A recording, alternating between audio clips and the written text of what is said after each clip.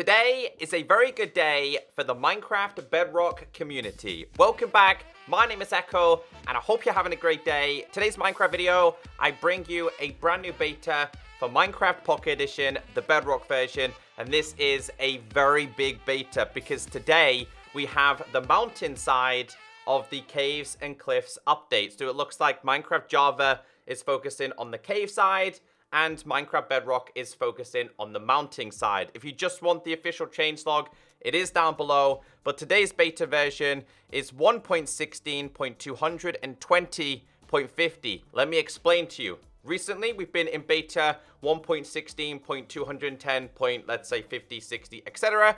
It looks like version 1.16.210 is complete. It is highly likely that next week we will see a full release for Minecraft Bedrock for iOS, Android, Windows 10, Xbox, Switch, and PlayStation 4, and it has a lot of much-needed bug fixes. Upon full release next week, guys, don't be expecting any caves and cliffs features unless they hide them behind the experimental toggles. So, we have this tweet coming from Jay Wells, being Megaspud. He's the community manager. Give him a follow. He said, things are looking up in this week's beta. Check out the changelog for Minecraft 1.16.210.50 beta. It is down below, and if you're in beta, because it's only available for Android, Windows 10, and Xbox, make sure you give back feedback. It's really important. So, I have two worlds set up for you. I literally have the new mountains. The new mountains will naturally generate, and then in this one, I've gone through all the bug fixes. We'll start off with the new mountains because they are the best thing in today's video. I'm also told not only do mountains now generate, we also have, I think, dripstone kind of generations as well, but we'll go through that in today's video. If you guys want the seed I'm using, I'm telling you now, check out this seed. You will not be disappointed for the mountain side. So if you're checking this out, guys, you are going to have the experiments on. I literally enabled all of them. We have holiday creative features, creation of custom biomes, additional modding capabilities, caves and cliffs, and enable game test framework. This, I believe, is for iOS, Android, and Windows 10, not available on the other versions. Apart from that, guys, let's go to game, and let's check out this week's beta. This, ladies and gentlemen, is a naturally generated mountain. Now, there's no clouds. That is because we are higher than the clouds, and I want to explain that in today's video. So, getting into the changes, it says introducing the new mountain sub-biomes. We have lofty peaks, snow-capped peaks, snowy slopes, mountain grove, and mountain meadow. Now, these are, it's hard to tell the sub-biomes on Bedrock. We really do need like an F3 functionality so we can tell which one we're in. Something tells me that that could be in the work. So, yeah, new biomes, new sub-biomes, and they're absolutely amazing. It says, to accommodate the new mountains, world height increased from 256 to 320. We now have the new world height, which goes to 320 blocks. So this was your previous highest height. No, it goes so much higher now. So much higher. Now, you'll probably notice, guys, that I'm using snow and top snow. The full blocks will generate in these places. And when you get to 320, which is right now, it says height limit for building is 320 blocks. So, dude, it's so good. I can't wait to see the future of Minecraft after this update releases. Also, quite an important one to remember now. Iron, coal, and emerald ores are generated in mountains. Updated many ore textures. This is a work in progress. Now, before anybody gets incredibly mad at the ores, they are a work in progress. They're not finished. The developers are still working on this, but these are the most recent textures. Not gonna lie, I do not like iron. But we have iron, gold, diamonds, lapis, redstone, coal, emeralds, and copper. Now, if you guys are wondering why they're doing some changes, well, a lot of people who struggle with disabilities or visual impairment, I think it's the way to call it, a lot of them have been having trouble with ores. So a lot of people might see just black and white, and they're struggling to tell a difference in ores. That is why they are fully customizing the ores to make sure it's accessible and easy to understand for all players. So please remember that. They're not finished, and I'm not gonna lie, I'm not the biggest fan of them myself, but I like the coal.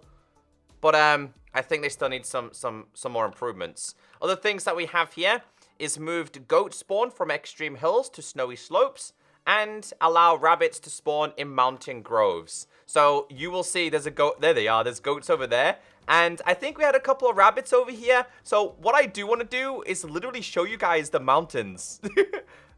They are insane. So this is where you will see your goats.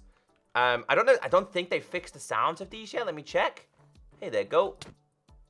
They don't really do much at the moment.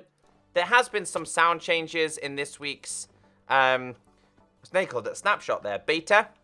And here's also iron generation being 155 blocks. And you'll also see changes to coal generations as well. So we might, there we go, there's coal. So you're not going to find just coals in the deep depths now. Ore generation and where it spawns is going to completely change. And something else I would like to add as well is, you know, the sinking snow? This one, here it is, this one, the powdered snow. Yeah, it naturally generates. These are all naturally generated. It's so good. So this is going to be really fun to play with. Again, there's not several, but there's a handful of different biomes. This one is made up of packed ice. Packed ice does not melt, so it's a really good way to get this. It's another location. In terms of natural generation, guys, it's taken me quite some time to find this. I went through many different seeds, and looking at the highest peak of this, we're at 213. Somebody reached out to me on Twitter and said that they had one a lot higher. So it looks like the generations can be even taller. Let's see what this one is. This one is 217. It's even taller. But yeah, truly beautiful. Trust me, you will see, when you see this, you will know the difference between these ones and these ones. But I really like having the clouds on because it really gives you a visual idea of how big these things are going to be. Feel free to mess around with the seed. You can also see the seed at the top right here in case you are interested. But let's go through the other bugs and changes this week. So if you guys are still watching, could you do me a huge favor and leave a like on today's video? It took me quite some time to set up all of this, so I do really appreciate the support. Getting into bug fixes and some huge changes to Dripstone, which is really nice to have. It says, Glow Squid has been reintroduced to the beta. It was removed last beta because of bugs and crashes. It's been re-added. It says, Glow Squid now emits glow-colored ink particles when hurt. So the squid, the dream squid, when hit, now drops like, I don't know what to call it, just emits some form of glowing poop is probably the best way to explain it. But yeah, the ink actually has particles. Chickens, this is not your time to shine. But yeah, the glow squid has been reintroduced to the game for anybody who cares. I'm not gonna lie, I didn't vote for it, so I really don't care. Moving on to the changes that we have, it says players can now use dyed to color sign text. I showed you guys this a couple of weeks ago. Using the glow ink, you can make it shine. You can change the colors as well. Well, I actually really like the lime one.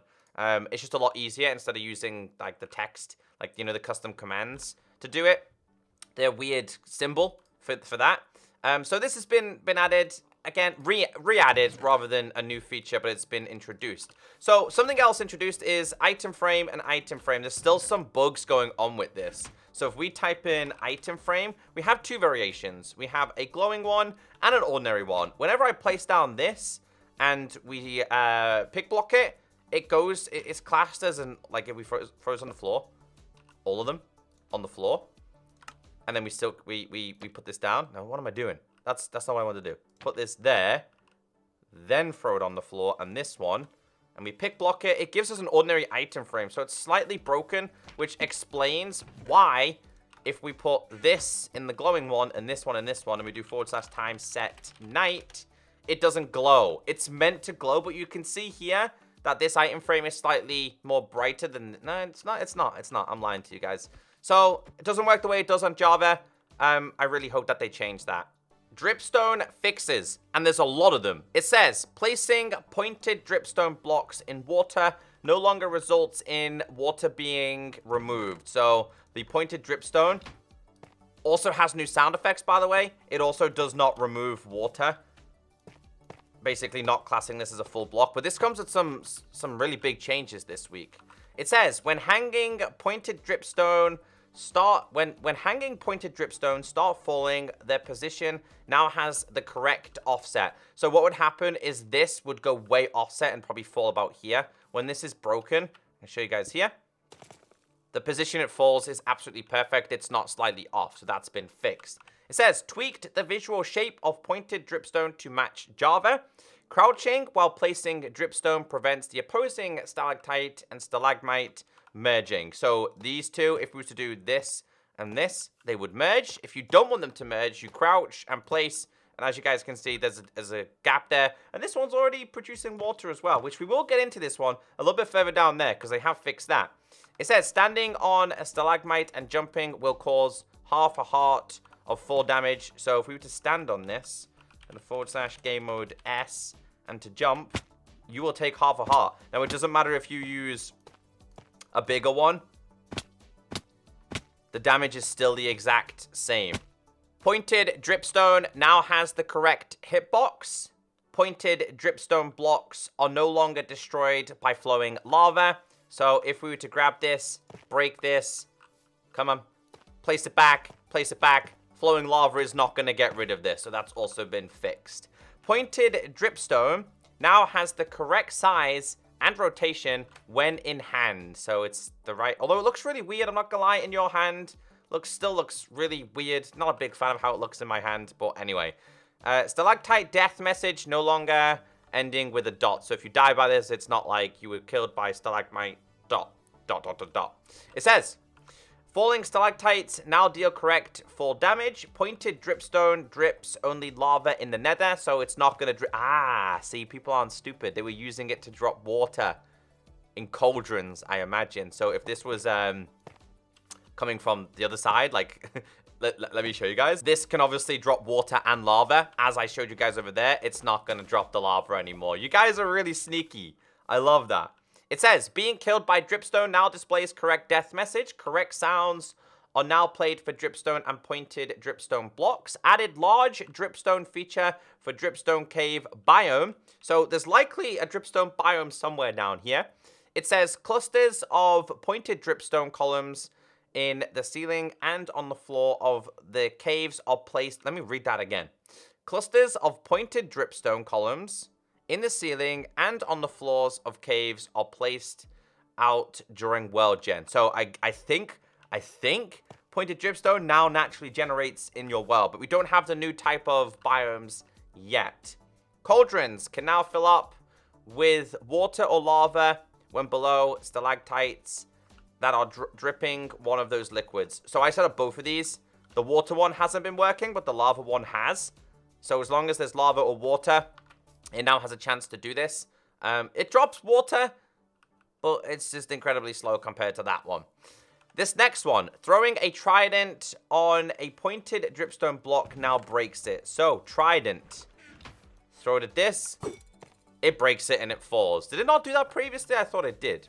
Continuing on. Small pointed dripstone columns, along with patches of dripstone blocks, are now placed out during world generation, naturally generated.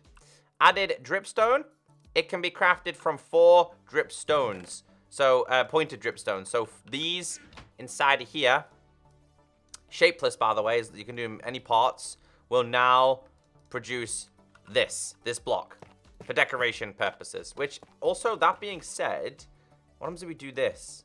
No, there's no smooth one. Would have kind of liked the smooth one.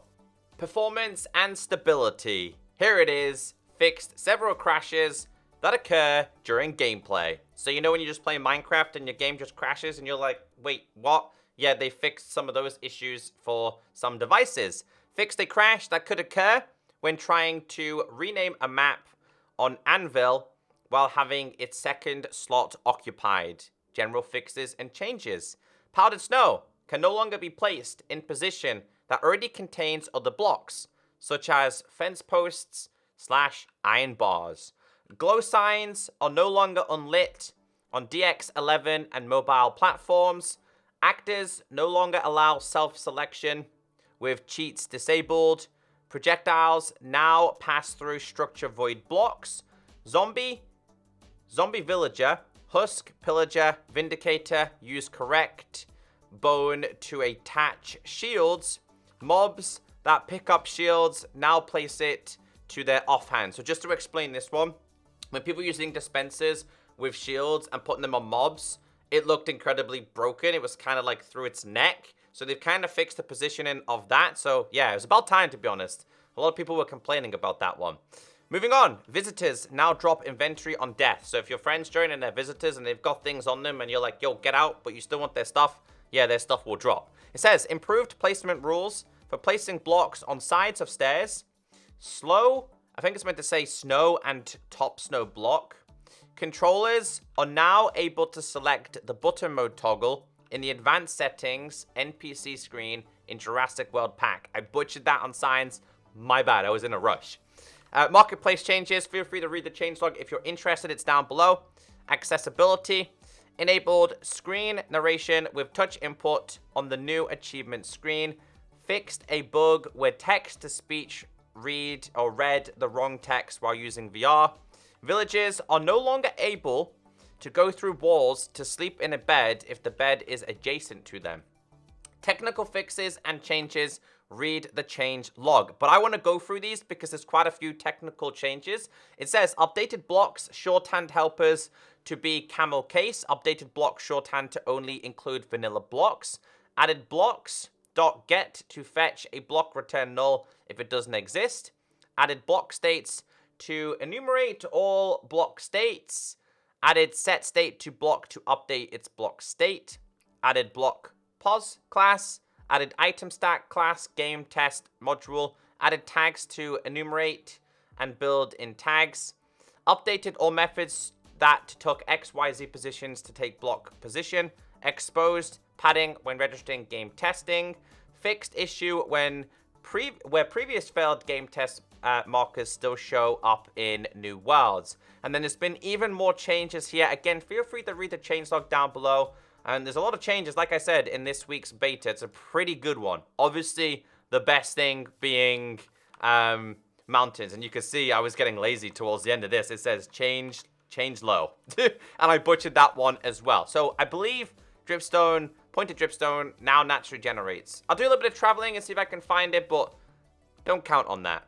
So I did a bunch of exploring and I couldn't find any of the Dripstone caves. Because we don't have the / locate biome command on Bedrock, it makes it incredibly difficult. Also, guys, something else I want to mention is on Bedrock, we don't have the -64. On Java, they have the -64, which is for the caves. That will come in due course time. I hope you did enjoy today's video. Have a great day, and I will catch you all in the next video.